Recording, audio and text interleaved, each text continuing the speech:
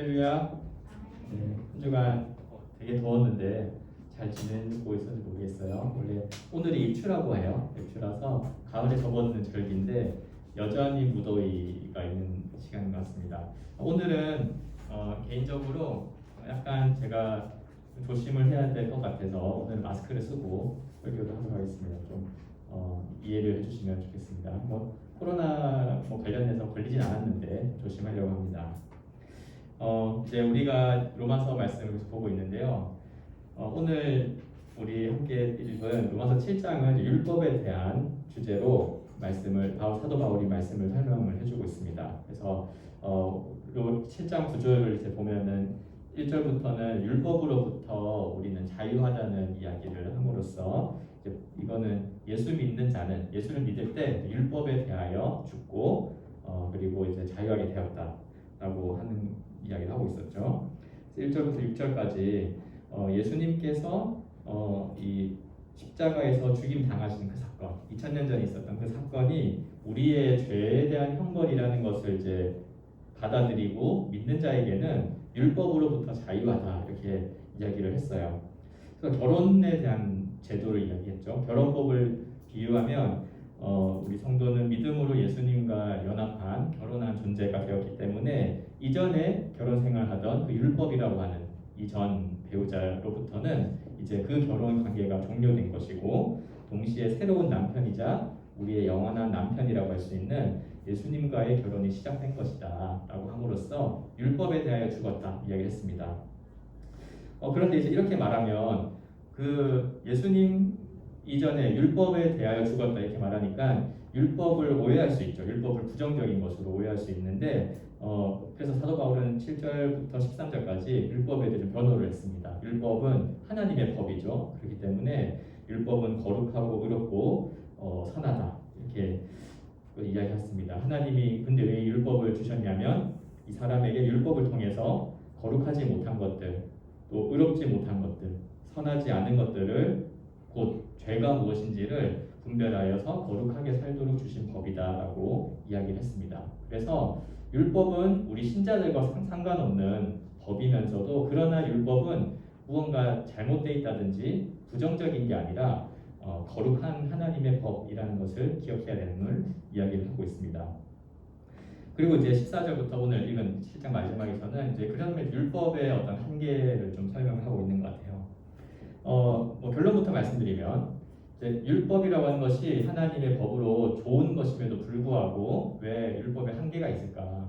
율법은 우리에게 문제가 되기 때문에 하나님은 율법으로부터 자유케 하시고 예수님에게로 우리를 믿음으로 이렇게 가게 하셨을까 했을 때 율법에 한계가 있는 이유는 저와 여러분 때문입니다.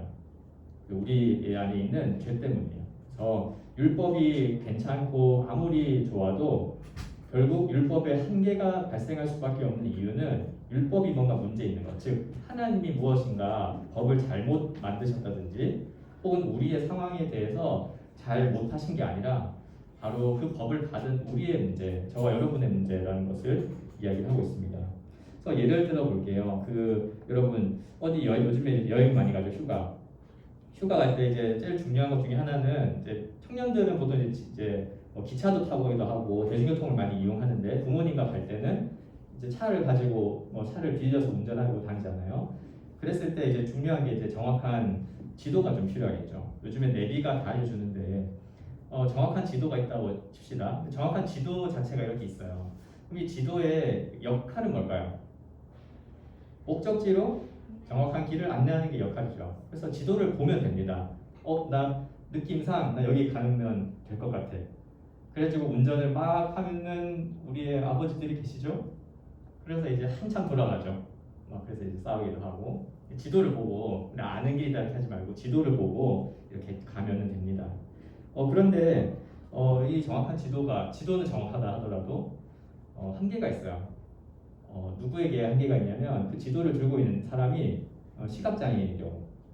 아무리 지도가 정확하고 거기 끝에 목적지에 보물이 있어도 시각장애인에게 지도는 아무 의미가 없죠. 왜냐하면 지도는 목적지를 잘 알려주는 기능을 할 뿐 그 그 시각장애인의 눈을 뜨게 하지 못하기 때문에 그래요. 율법이 그런 거였어요. 율법 자체는 거룩하고 율법이라고 하는 이 명령들처럼 우리는 해라 하지 말라 이런 명령이라고 생각되지만 그 속에 담겨 있는 내용들은 하나님의 거룩한 성품이 담겨져 있었어요. 그래서 율법대로 살면은 이 땅에 어떤 나라가 펼쳐지냐면 다 모두가 하나님의 거룩함을 닮아 서로 사랑하고 서로 하나님의 창조하신 목적을 잘 이룰 수 있는 그런 나라로 만들어 주시고자 했던 게 율법이었어요. 그런데 문제는 이 율법을 받은 이 이스라엘 백성들이 또 율법 받은 우리 인간이 죄인인 거예요. 마치 정확한 지도를 들고 있지만 눈을 뜨고 볼 수가 없어서 목적지가 못 나가고 있는 사람처럼 하나님이 정확한 그 거룩하심을 담은 법을 주셔서 하나님이 앞에서 거룩하지 못한 것, 그러니까 우리 말은 죄가 무엇인지를 알려주어도 정작 우리 모두는 이 죄인이기 때문에 눈이 감겨져 있는 거예요. 성경은 눈이 어두워졌다라고도 하고 귀가 닫혀서 듣지 못한다고도 하고 목이 곧아서 이렇게 굳어져 있다 이런 표현을 씁니다. 그래서 율법에 한계가 있는 이유는 바로 우리의 죄 때문인 것을 성경은 이야기를 해요. 그래서 7장 이하에 우리가 오늘 읽은 말씀의 주제가 율법의 한계입니다. 이 한계는 율법 자체가 문제인 게 아니라 그 율법을 받은 우리가 무언가 이상하구나 라는 것을 설명해 주고 있는 거죠.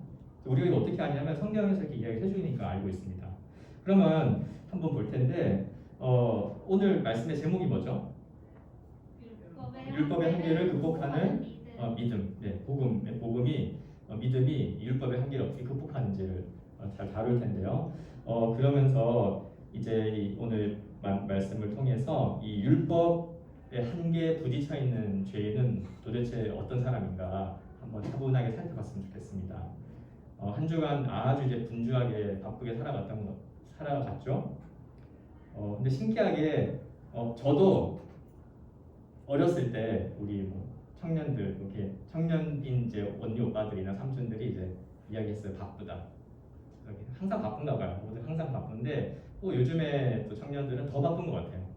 그런 상황인 것 같은데 이 시간에는 아주 특별한 시간이죠. 잠깐 좀 바쁜 마음을 내려놓고 그런데 그 우리가 바쁘게 하는 여러 가지의 일들 그 순간에 하루에도 수없이 결정한 선택들이 우리의 삶을 이렇게 구성하고 있는 것 같은데 사실 그 바쁜 즉각의 선택들이 우리의 삶을 구성하지는 않아요. 사실은 지나고 나면은 후회도 많고 또 헛된 것도 깨닫게 되는 것도 많은데 오히려 우리의 삶을 구성하고 계속해서 이끌어가는 것은 이렇게 잠깐 차분한 시간을 보내면서 그런데 우리가 누구인지 확인하고 우리가 무엇이 옳은 것인지 그리고 내가 그것을 어떻게 따라갈 것인지 말 것인지를 선택하는 이 과정들이 우리의 삶의 구성이에요. 결국은 이제 청년일 때는 못 느낄 때가 많죠. 그래도 청년인데 이런 것들이 쌓이고 쌓일 때 우리가 하나님 앞에서 또 이 하나님 주신 세상 안에서 바르게 걸어가고 있는 것을 확인하게 될 것 같아요. 그런 시간으로서 오늘 이 핵심이 되는 그리스도인들에게는 그 깃발이자 참된 지도라고 했으니 성경 말씀의 진리를 가지고 우리가 살펴보겠습니다. 준비가 됐나요? 네, 된 것 같습니다. 네, 그래서 일단 먼저 율법 아래에 있는 공부한 사람의 특징을 살펴볼게요. 오늘 본문을 보시면 17절과 20절 말씀 한번 볼래요? 17절, 20절 보면 17절에는 이제는 그것을 행하는 자가 내가 아니요 내 속에 거하는 죄로다 이렇게 돼 있고 20절에는 만일 내가 원하지 아니하는 그것을 행하면 이를 행하는 자는 내가 아니요 내 속에 거하는 죄니라 이렇게 이야기해서 똑같은 문장이죠.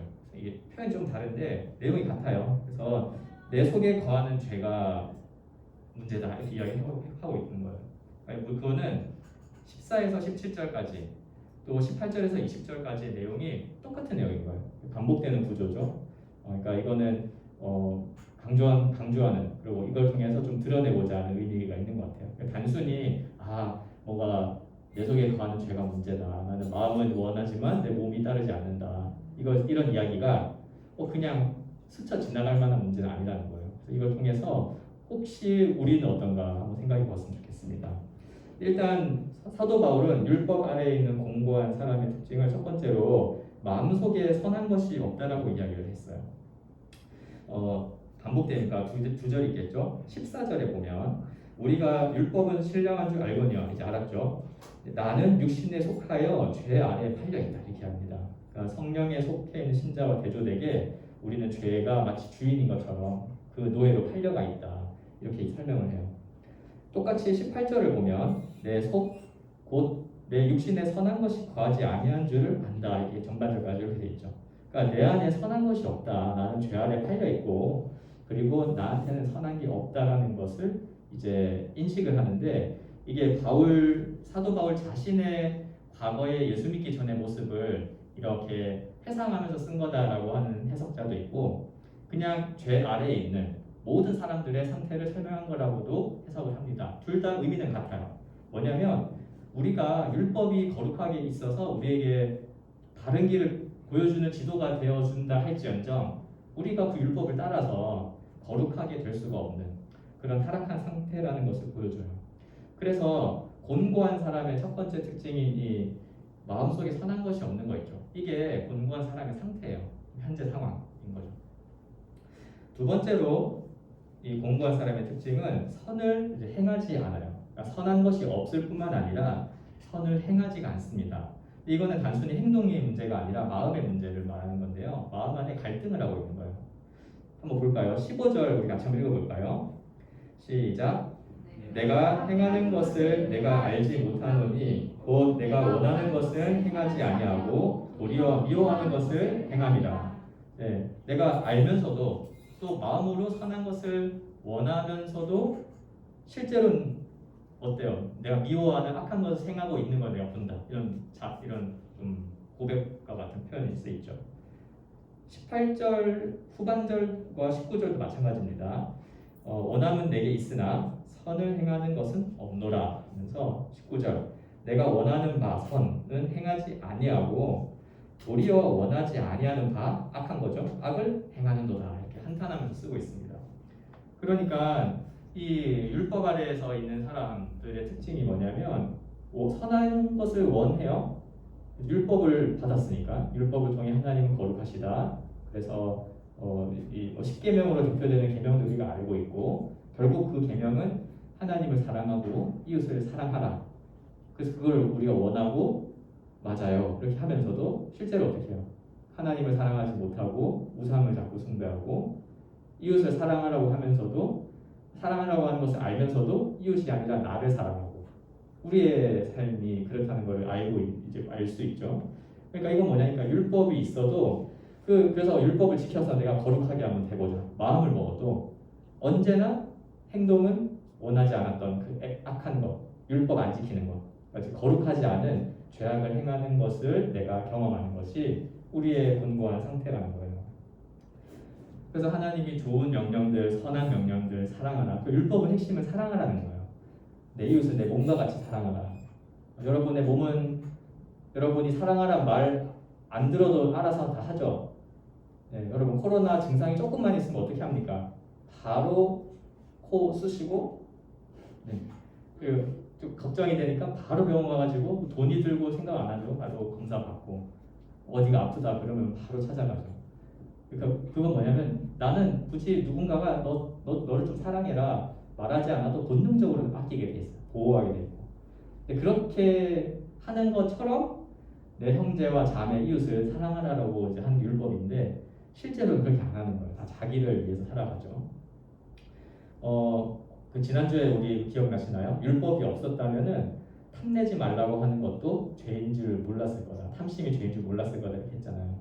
그래서 우리는 단순히 행동만이 아니라 또 이런 마음을 규정하는 율법에 의해서 율법이 죄라고 하는 것들을 자꾸 행하고 있는 것을 보게 됩니다.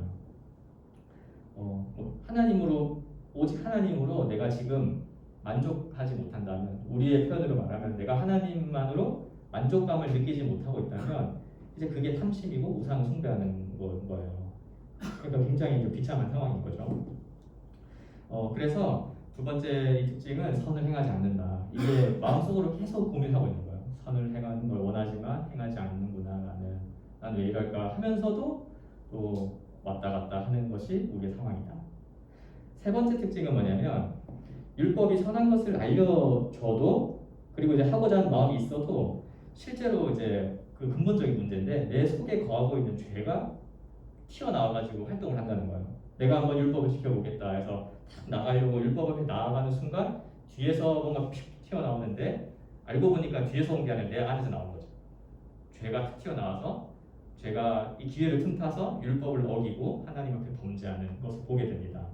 그래서 17절에 16, 17절에 보면 만일 내가 원하지 아니하는 그것을 행하면 내가 이로써 율법이 선한 것을 시인하노니 17절 이제는 그것을 행하는 자가 내가 아니요 내 속에 거하는 죄다.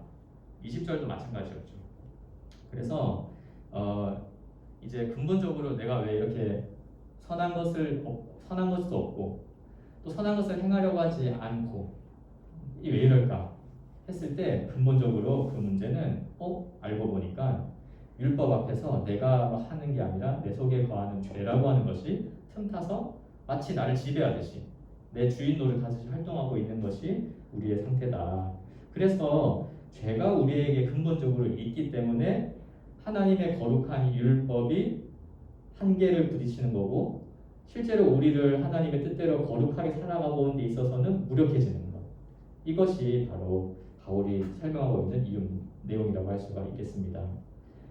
그래서 이제 율법을 통해서 우리는 깨달아요. 21절에 보면 그러므로 내가 한 법을 깨달았노니 하면서 곧 선을 행하기 원하는 나에게 악이 함께 있는 것이로다 이렇게 이야기합니다.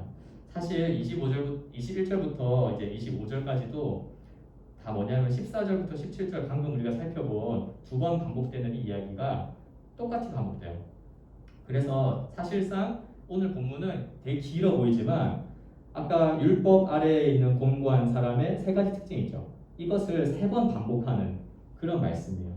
조금씩 변화를 줘서 다르게 볼 수 있는데 반복하는 겁니다. 그러니까 그만큼 율법 아래에 있는 이 곤고한 사람의 상태는 우리 그리스도인들도 이게 뭔지를 알아야 된다는 거죠. 그래서 이걸 통해서 율법이라고 하는 것이 무엇이고 하나님이 그 율법의 한계를 어떻게 해결하셔서 우리를 구원하신 것인지를 알을 때 내가 구원받았다는 것, 내가 예수 믿는다는 것, 그래서 하나님께 복받고 산다는 것, 이것이 무엇인지를 다르게 알 수 있다는 거였죠.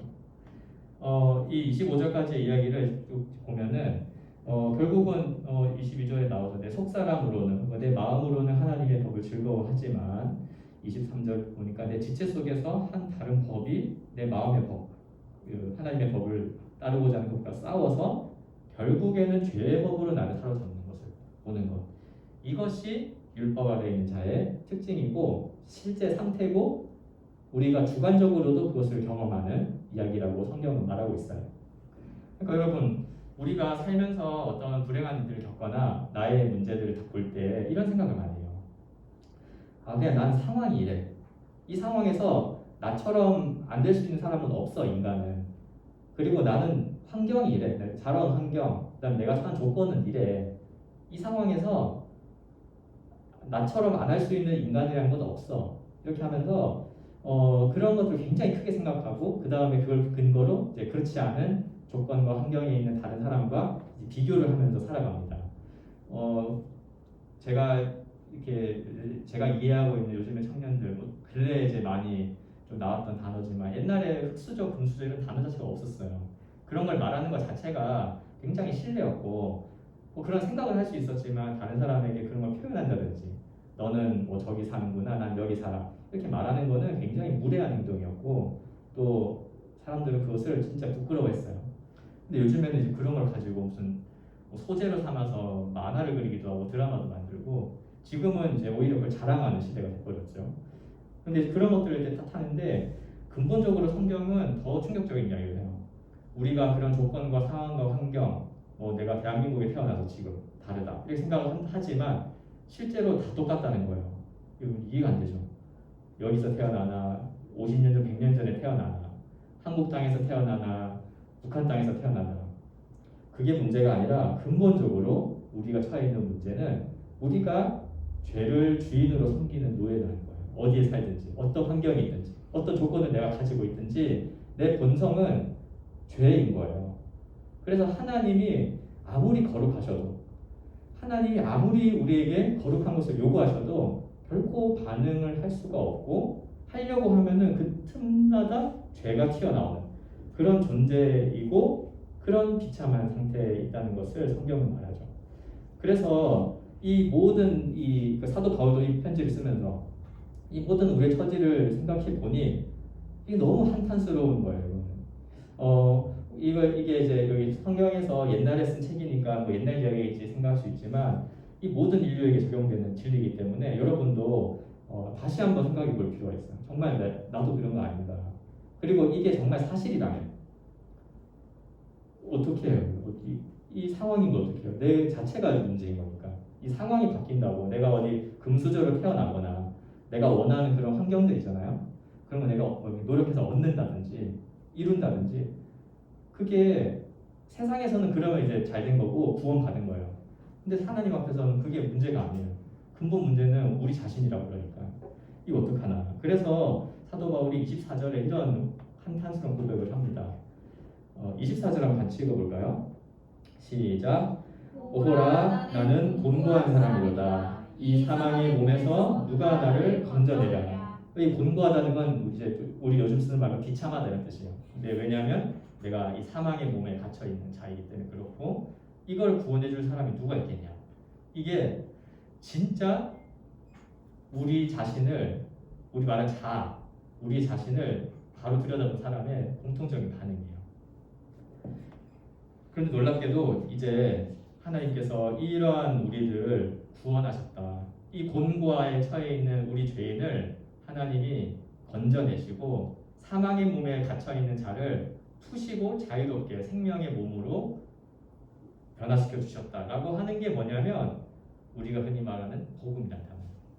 그래서 율법 아래에 있는 곤고한 사람을 건져내는 이것이 바로 복음이다. 우리가 예수 믿고 구원받았다는 건 뭐냐면 율법 아래에서 죄 아래에서 그냥 죄를 섬기던 노예의 노릇하고 있었고 몰랐고 그것도 심지어 하나님이 성경을 통해 알려주셨을 때 그걸 알아도 우리 스스로는 그 노예 생활을 청산할 수 없는 그런 존재를 하나님께서 예수님을 통해서 건져내셨다는 게 이 사실이 바로 복음인 거예요. 그래서 25절에 뭐라 그러니까 우리 주 예수 그리스도로 말미암아 하나님께 감사리로다. 왜 그렇죠? 이렇게 곤고한 자, 이렇게 사망의 몸에 매여있던 자를 아무도 건져줄 수 없다는 걸 내가 아는데 이것을 건져내 주신 이가 있으니 바로 우리 주 예수 그리스도시라는 거예요. 그래서 복음은 뭐냐면 하나님께서 우리를 위하여서 이 그의 아들 예수 그리스도를 화목제물로 세우셨다는 소식인데요. 로마서 3장에 있었죠. 그 화목제물이란 단어를 일부러 쓴 거예요. 왜냐하면은 곤고한 자, 죄 아래에 갇혀 있는 자가 이 죄인된 문제가 있잖아요. 내가 죄니까 일단 두 가지 문제가 있는 거예요. 하나는 내가 죄인이니까 뭔가 죄를 지었어. 죄를 지으면 뭐 해야 됩니까? 뭐 도망 다니겠지만 잡히면 어떻게 해야 돼? 죄로 드러났다. 그러면 처벌을 받아야 되죠. 그에 합당한 벌을 받아야 되는 문제. 그리고 그 벌을 받아서 죄가 해결돼도 그 교도소 갔다가 출소해서 나오면 그 다음에 뭐가 돼요? 다시 또 죄를 지으면 안 되잖아요. 의롭게 살아가야 되죠. 그 나오면. 이런 모든 문제가 성경은 예수님께서 십자가에서 우리를 대신해서 죽으실 때 이루어졌다고 말하는 거예요. 심지어 우리가 태어나기도 전 2000년 전에 하나님은 먼저 이 일을 행하셨다는 것을 말하고 있죠. 그래서 예수 그리스도를 화목제물로 세우셨다 이렇게 해서 우리를 대신하여서 형벌을 받으심으로 이 죄인된 문제가 해결됐고 우리가 죄를 해결한 이후에 의롭게 하나님 앞에서 거룩하게 정말 율법이 요구하는 그 거룩을 살아가도록 하기 위해서 하나님은 예수 믿으라 너가 율법을 지키라 이렇게 하는 거 하나님의 모든 뜻에 순종하신 하나님의 법에 순종하신 예수 그리스도를 믿으라 그 순종의 끝이 뭐냐면 자신이 십자가에 죽기까지 복종하신 것. 그래서 우리가 예수 그리스도의 십자가를 믿음으로 이 곤고한 처지에서 벗어났다라고 성경은 말하고 있습니다. 여러분 이 사실을 믿으십니까? 믿으시길 바랍니다. 제가 뭐 한 게 없는데요. 네, 한 거 없어요, 여러분. 예수님이 하신 것을 믿는 거예요. 이게 복음이고, 근데 예수님이 하신 게 뭔지는 알고 믿어야죠. 그렇기 때문에 복음 앞에 붙일 수 있는 수식어는 예수 십자가 복음이 말고는 없어요. 뭐 부와 건강의 복음, 뭐 성공의 복음 이런 거는 붙일 수가 없어요. 예수님이 그걸 하신 게 아니거든요.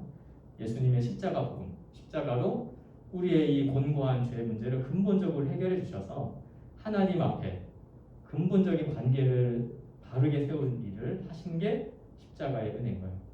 그렇기 때문에 이제 우리는 하나님 앞에 섰을 때 어떤 그 율법을 가지고 우리를 비추어 보면서 너 율법을 못 지킨 죄인이구나.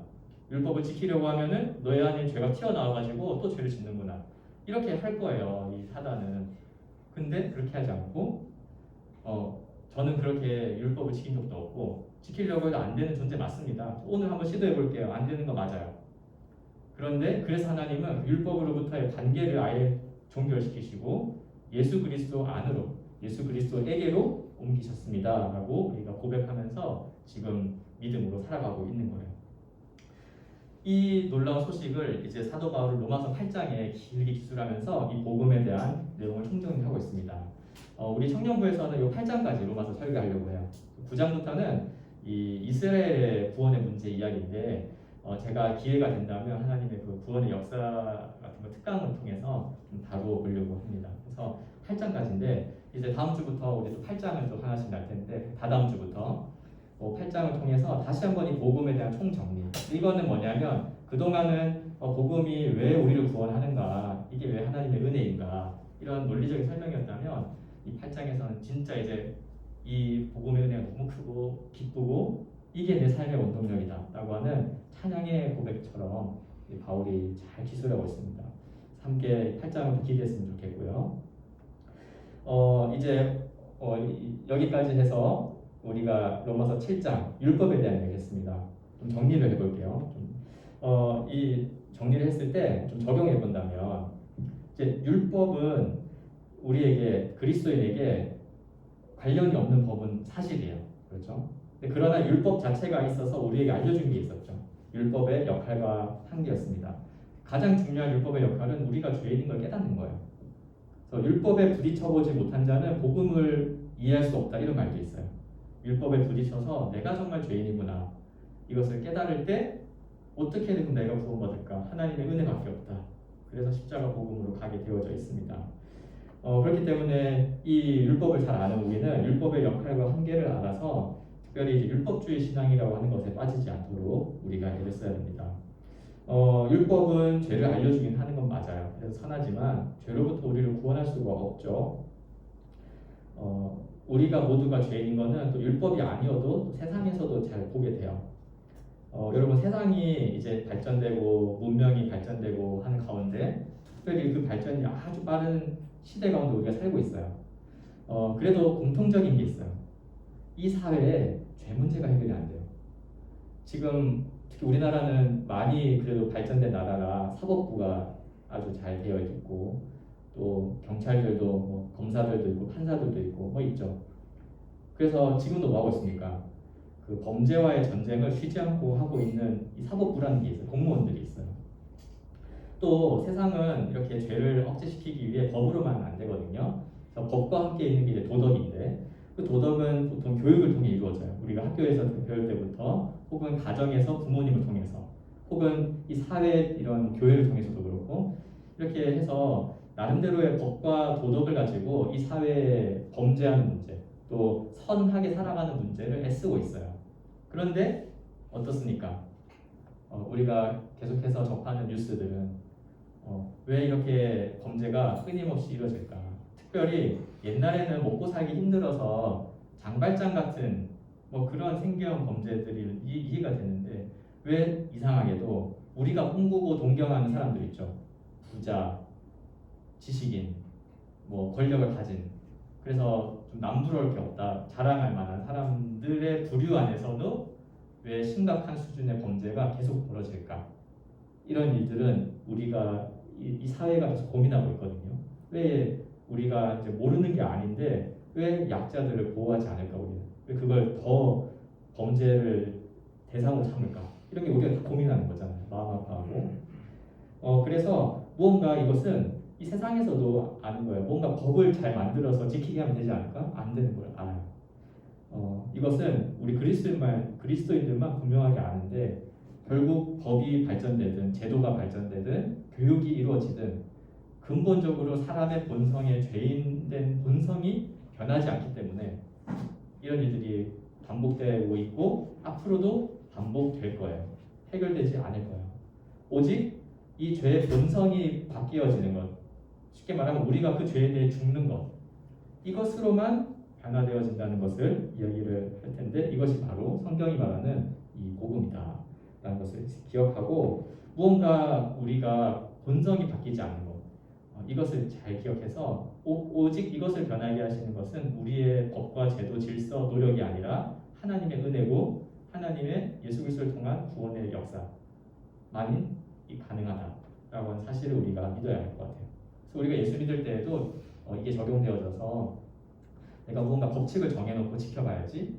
율법은 그런 거잖아요. 해라 하지 마라. 내가 한번 매일 10시에 1시간 정해놓고 기도해야지 해놓고 한 달 못 가죠. 정말 독한 사람 합니다. 정말. 근데 그런 것이 본질이 아닌 거예요. 하나님은 우리의 이 죄된 본성 자체를 바꿔주시는 거예요. 그래서 우리가 본성이 바뀌면 되잖아요. 숨 쉬고 내가 살아가는 그 자체가 하나님 앞에 살아가면 되는 거잖아요. 그런 방식으로 우리를 변화시켜줬기 때문에 그걸 이제 율법주의 신앙이라고 하는 거, 내 행위를 자랑하고 내 행위를 근거로 뭔가 하나님께 인정받으려고 하는 그런 신앙들을 잘 경계해야 될 것 같습니다. 또 두 번째로, 그러면 한편으로는 이 사람의 죄의 본성의 만만치 않다는 거 알죠? 그러니까 죄의 위력을 알아야 돼요, 여러분. 그래서 죄의 위력을 알아서 승리주의 신앙에 빠지지 않아야 되는데, 이 승리주의는 뭐냐면 이제 다 죄라는 거는 십자가에서 끝났으니까 그냥 나는 내 살고 싶은 대로 살면 되지. 죄? 그거 예수님이 용서해 주신 거 아니야? 그리고 나는 할 수 있어. 죄 아무리 나한테 달라 들어봤자 어차피 나는 상관없어. 이길 수 있어. 이기면 되지. 이렇게 생각하고 교만하게 생각하는 것도 조심해야 돼요. 여러분, 우리는 아직 예수님께서 우리가 예수님 만나는 그날까지는 여전히 우리는 죄의 본성을 가지고 살아가고 있어요. 우리가 예수 믿고 사망했다가 부활하고 살아가는 게 아니죠. 부활할 그날에 완전히 벗어날 텐데, 그날은 이제 우리가 재림하는 예수님의 재림의 날이거나 아니면 우리가 죽어서 우리 주님 곁으로 가는 그날일 텐데, 그때까지는 겸손하게 죄의 위력을 알고 경계해야 됩니다. 특별히 우리가 믿는다고 했을 때 하나님 앞에서의 죄 문제는 해결된 게 맞아요. 그러나 역시 여전히 내 안에 내주하고 있는, 아까 사도 바울이 고백했던 내 안에 죄가 있다. 이 문제는 내 안에 있다. 이 문제는 완전히 끝난 게 아니기 때문에 성경은 이제 믿는 자에게 무엇을 요구하냐면 율법을 지키라 하는 것 대신에 영적인 싸움을 하라고 합니다. 분별하라. 근데 이거는 율법처럼 지키고 안 지키고가 아니라 믿음으로, 영적으로 분별해서 하나님의 정신 갑주를 입고 싸우라, 이런 말씀처럼 영적으로 싸우라고 하는 거예요. 특별히 그때 이 분별은 하나님의 말씀의 검을 가지라 표현했어요. 하나님의 말씀을 가지고 이것이 옳고 그름을 따지고 분별하는 것. 그 말씀을 믿음으로 우리는 싸워야 할 것 같습니다. 이 세상 사람들은, 특히 불신자들은 이렇게 자신들이 자유하다 생각을 해요. 그리고 자유를 주장하고, 세상의 수많은 사상가들은 이 자유를, 온갖 종류의 자유를 논하고 지금은 그 자유를 따라서 살고 있는 시대예요. 그래서 꼭 남자와 여자야만 하냐, 난 자유하다, 이렇게 하면서 이제 살고 있기도 하고, 또 부자가 되고자 하는 사람은 다 가난한 사람들을 이렇게 돌봐야 될 노블리스 오블리주 이런 거 옛날 이야기고, 그래야만 되냐, 나는 그냥 오로지 부자 되는 거 그 내 자유 아니냐, 이렇게 하면서 또 그런 결정들을 하고, 그리고 원래 부자가 되려면 다른 사람의 돈을 가져와야 되는 거죠. 그런 생각들을 하는 것도 자유인 거예요. 그런데 사람은 그래서 자기 자유하다 말하는데, 여러분, 그래서 사람은 사실 죄인인 거예요. 자기가 자유하다고 생각하는 그 자체가. 그렇게 하면서 뭘 쫓아가냐면 온갖 종류의 욕구, 식욕이라든지 성욕이라든지 물욕이라든지 명예욕 혹은 권력욕, 이런 것들의 노예가 되어져 갑니다. 우리가 노예란 말 잘 안 써요. 그래서 보통 뭐라고 표현하냐면 중독됐다 이 말이에요. 그래서 알코올 중독, 성 중독, 마약 중독, 이런 거죠. 좀 약하게 가면 이제 요즘에는 너무 과한 거 아닌가 싶지만, 약하게 가면 또 중독되는 것들이 있어요. 헬스 중독 이런 거 있죠. 게임 중독, 도박 중독. 단순히 좋아하는 거 말고 진짜 중독이 있죠. 그래서 중독되면은 그거 내가 못하거나 안 하게 막으면 분노를 못 참고 막 인생이 흔들리고 이런 사람들이 있습니다. 마약은 그럴 수 있다 쳐도 요즘에는 뭐 운동 중독 이런 것도 엄청 그것 때문에 예민해지는 것도 있죠. 그런 게 잘 봐서 뭔가 그런 거 내가 선호해서 내가 취미로서 하는 건데 그거 난 어떤 이유로 못 하더라도 난 괜찮아. 나는 그냥 근본적으로 나는 하나님 한 분으로 만족하기 때문에 괜찮아. 라고 하면 괜찮은데 그게 아니라 하나님은 하나님이고 예수님은 예수님이고 근데 나한테는 이거 중요해. 이거 없으면 어떻게 살아? 라고 한다면 그 중독돼 있는 거야. 그럼 이제 분별해야 되는 거죠. 그만해야 되겠구나. 혹은 그만할 수 있도록 도와주십시오. 이렇게 분별하는 거예요. 그래서 여러분 진짜 죄는 강력합니다. 그래서 뭐에 빠지게 만들고 그 못하게 하면은 우리도 막 분노를 못 참거나 혹은 우울해지거나 그래요. 그만큼 위력이 있는 거예요. 죄라는 게 실체도 없고 눈에 보이지도 않는데 우리를 이끌어가고 있는 큰 힘 중에 하나입니다. 그래서 신자들은 이걸 생각하면서 잘 분별하고 싸워야 되겠죠. 그러므로 우리 그리스도인들은 복음을 믿고 예수 그리스도의 승리에 참여함으로써 이제 죄와 싸우는 삶을 살아가야 합니다. 죄와 싸우는 거는 이렇게 막 복싱하듯이 이렇게 하는 거 아니에요. 칼 들고 휘두르고 이런 게 아니에요. 하나님이 우리에게 싸우는 방식은 이 하나님에 대한 이 복음에 대한 지식과 믿음을 점검하는 거예요. 그래서 특별히 하나님이 허락하신 이 교회라는 울타리 안에서 또 하나님이 이 시대에는 이렇게 성경 말씀을 주셨으니까 개인적인 시간에서 이것을 잘 살피고 이 하나님의 법은 정말 거룩하고 선한 게 맞아요. 그런 관점으로 또 이 세상을 바라보는 그런 믿음의 훈련들도 우리가 계속 해 나가야 되겠죠. 이런 청년부의 공동체라든지 예배 시간들을 통해서 우리의 시선을 우리의 믿음을 점검하면서 죄와는 또 싸워 나가는 그럼으로써 우리가 진짜 율법으로부터 또 율법의 그 정죄로부터 자유한 삶을 확인하고 살아가는 저와 여러분이 되기를 바랍니다. 한 주간 살아갈 때 또 우리 정말 복음을 의지하면서 또 죄와는 싸우고 살아가는 우리 모두가 되기를 주님의 이름으로 축원합니다. 기도하겠습니다. 하나님 아버지 감사합니다. 오늘도 주신 말씀을 통해 율법이 무엇인지를 다시 한번 살펴보며 그 속에 담긴 진리를 우리에게 주심에 감사합니다.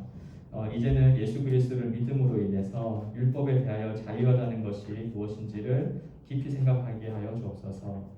그래서 겸손히 하나님의 그 구원의 은혜에 감사를 드리며 또 한편으로는 여전히 우리의 본성에 이 죄가 틈타 유혹하고 죄가 마치 우리의 왕인 것처럼 행세하려고 하는 그런 유혹과 시도들을 우리가 믿음으로 깨어서 분별하고 우리의 주인, 우리를 이끄시는 왕은 죄가 아니라 예수 그리스도이심을 우리가 믿음으로 고백하며 죄와는 철저하게 싸우는 우리 청년들이 될 수 있도록 주님께서 인도하여 주옵소서.